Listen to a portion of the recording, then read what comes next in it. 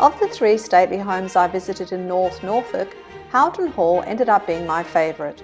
All were impressive, but Houghton Hall, which was built to impress, certainly did its job. The hall was commissioned by Sir Robert Walpole in 1722.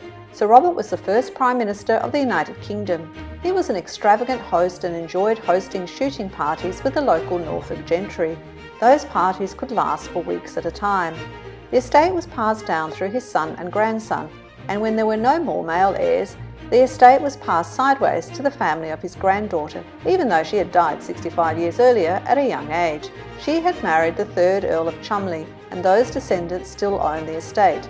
The current Marquess, the Cholmondeleys got elevated, it seems that a Marquess is higher than an Earl, is the 7th Marquess of Cholmondeley.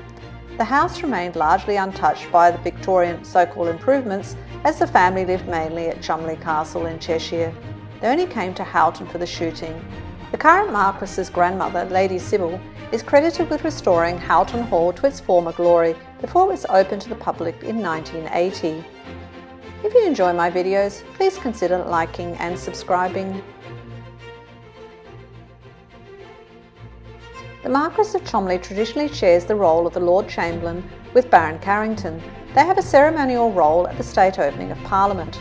The current Marquess took over the role after the death of his father in 1990. Both were Lord Chamberlain in the reign of Queen Elizabeth II. After her death and the next reign, the role went to Baron Carrington, and it was switched back to Cholmondeley with William's reign. The first ceremonial outfit is that of the Lord Chamberlain. The coronation robes were worn by Sybil, the wife of the 5th Marquess, to the coronation of King George VI. The page's uniform was made for Lord George Cholmondeley, who was page for his father at King Edward VII's coronation. To continue with this connection with coronations, the current Marquess's son Oliver was page to King Charles at his coronation. I suppose in time that outfit would be on display as well.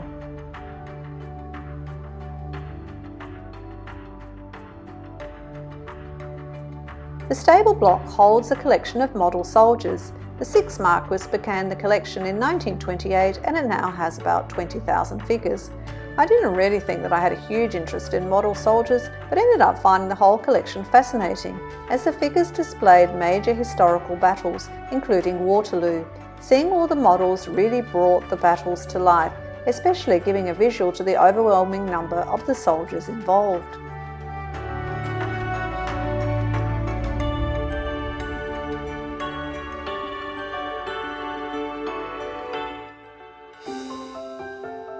The first part of the estate that you come across when walking up from the car park is actually the walled garden, and definitely my favourite part of the whole estate. The walled garden was redeveloped in the 1990s by the current Marquess and dedicated to his grandmother, Lady Sybil Cholmondeley. The garden is amazing. It's 5 acres and broken into different rooms separated by hedges. Different rooms have different themes and styles of plants. It was just wonderful.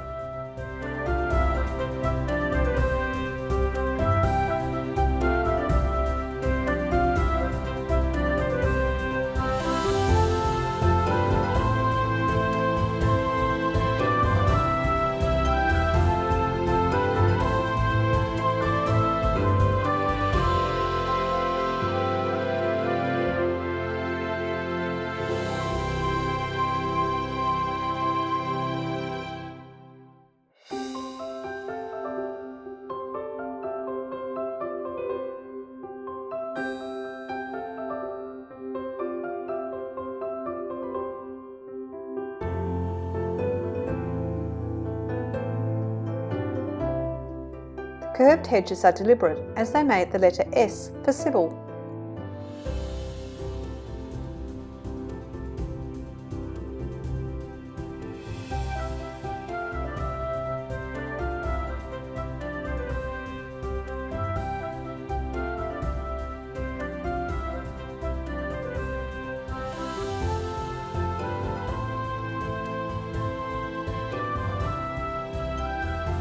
The estate is now 1,000 acres and the house and gardens are open seasonally from May to the end of September.